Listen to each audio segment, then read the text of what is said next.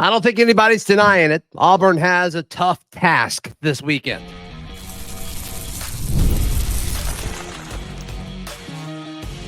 You are Locked On Auburn, your daily podcast on the Auburn Tigers. Part of the Locked On Podcast Network, your team every day.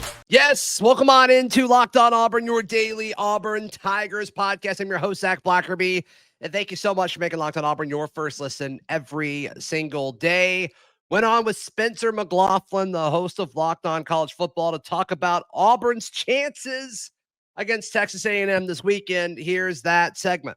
Can Auburn pull it off this week on the road? Zach Blackerby of Locked On Auburn is here to discuss that. The Tigers take on the Aggies of Texas A&M, 9th-ranked Texas A&M, which never gets a reaction out of people across the generalized college football fandom in the country, Zach. So Texas A&M, is this a situation where, they're overrated, we gave them too much credit for beating Notre Dame, we did this, or do you think Auburn is in trouble of losing a second straight game?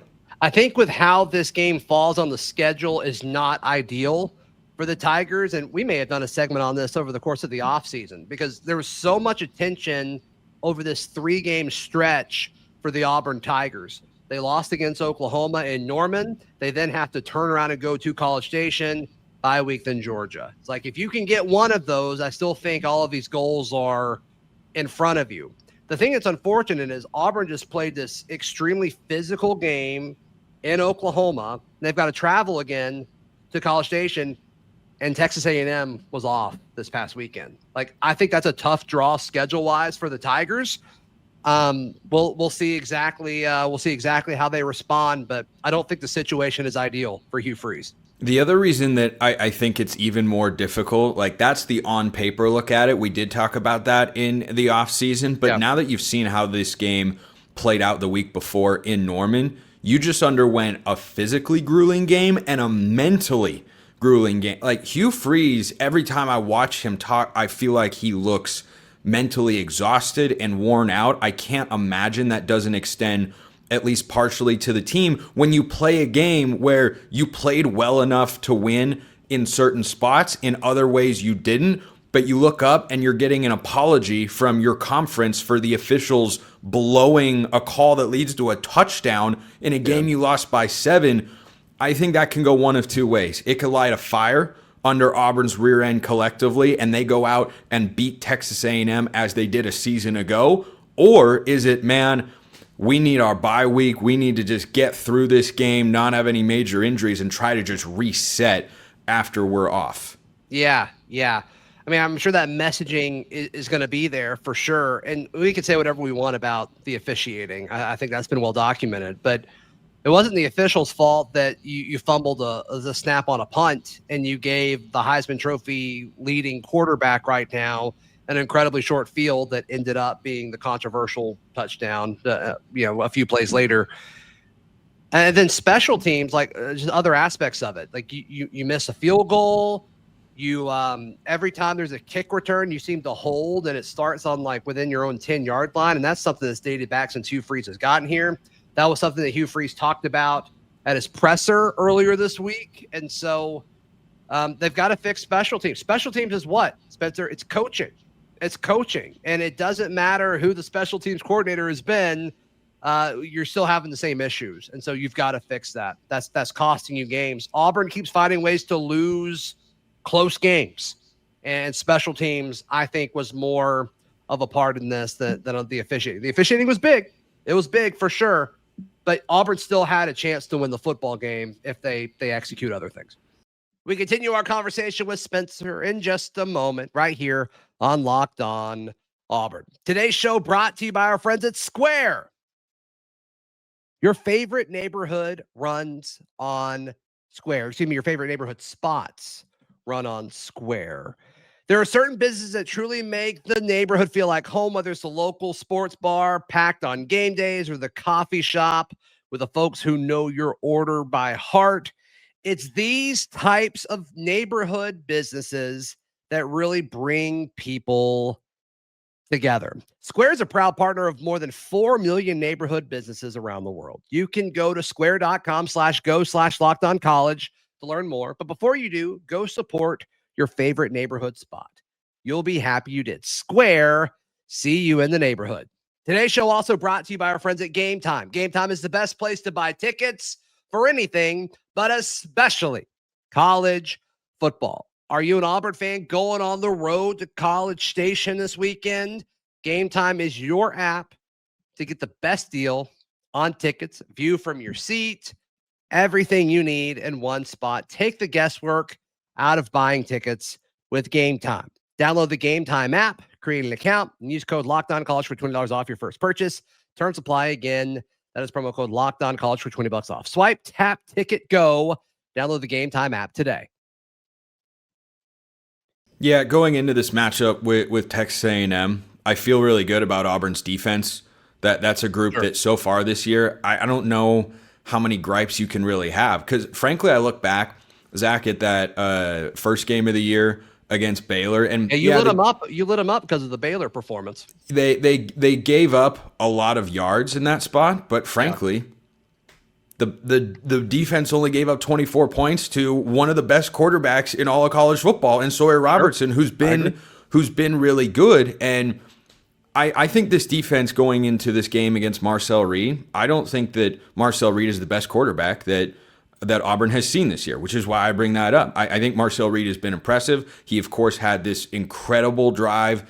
Yeah, it was aided by a holding penalty that wasn't called, but he still made a heck of a play on 4th and goal against Notre Dame on the road. Like, he's done those sorts of things in moments. He is sub 60% completion this year. I don't know that there are going to be a ton of points scored in this game. To me, the biggest key, you have to limit the explosives in the passing game. That's where Texas A&M, I think, is really lethal.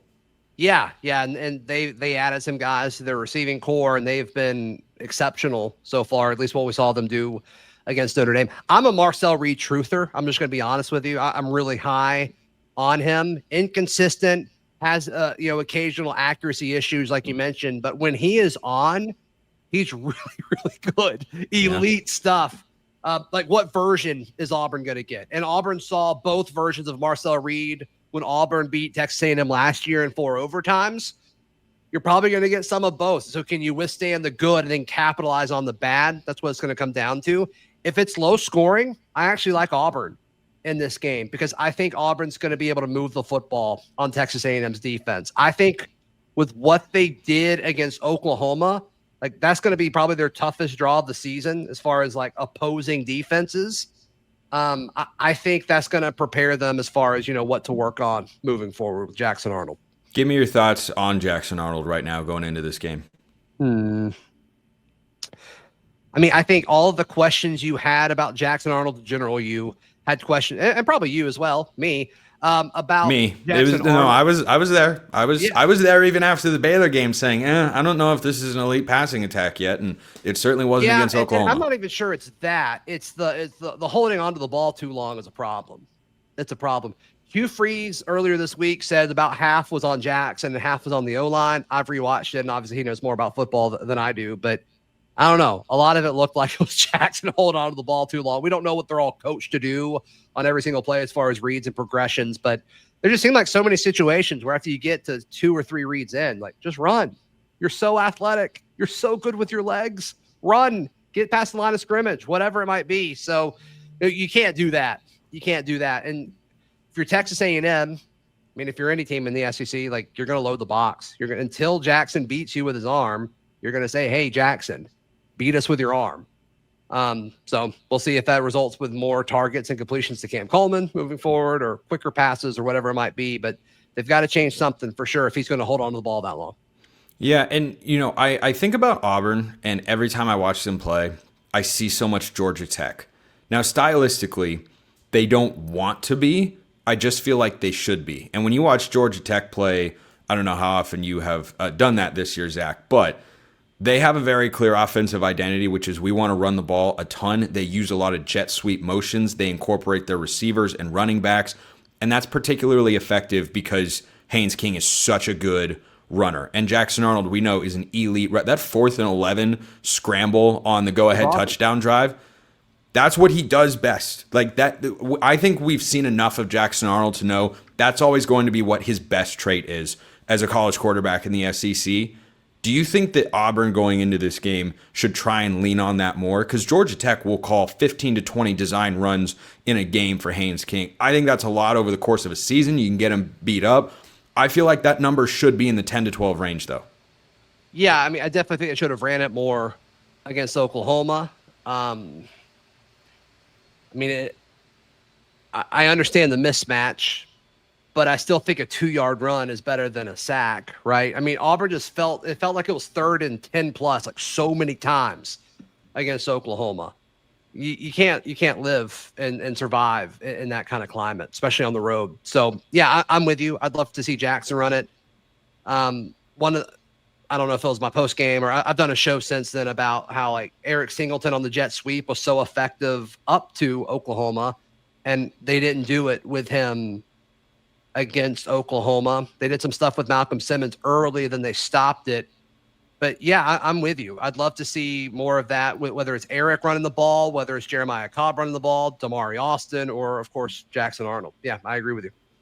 Going into this game, give me one key that results in Auburn winning, because according to our friends at FanDuel, which is, of course, our official sportsbook sponsor here at the Locked On Network, 6.5 points for a second straight week. And last week was, of course, competitive, results in the loss. I think this will be the same sort of game. I haven't officially made the pick. I lean towards Texas A&M. Me too. I don't overlook Auburn, though. I really don't, because Marcel Reed has high highs and low lows. I think this Auburn defense is good enough to bring out those low lows if they go out and execute the way that they're capable of. How does Auburn win this game? I think if Auburn doesn't beat themselves, they've got a shot. I mean, they just keep finding ways to lose football games. And a lot of the time, I don't want to take anything away from Oklahoma, but I mean, if Auburn just doesn't do some weird stuff on special teams, like I think they win the thing. I mean, just because of the way Auburn's defense played, especially in the first half, I mean, they were incredible. They did a great job, and you just gifted them points. So to me, just don't make game-losing decisions. To me, I think is the biggest thing, which is a really boring.